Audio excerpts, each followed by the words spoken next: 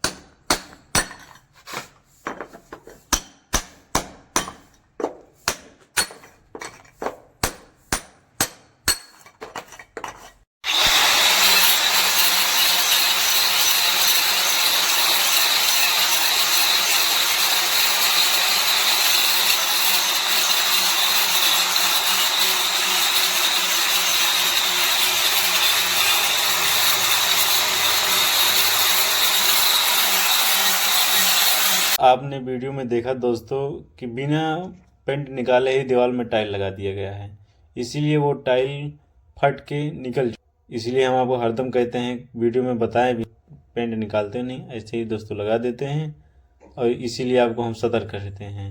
ये वीडियो पूरा देखा हो, अगर ये वीडियो आपको पसंद आया हो तो क्या करना है, लाइक करना है, कमेंट करना है और शेयर करना है और सब्सक्राइब करना है। थैंक यू दोस्तों।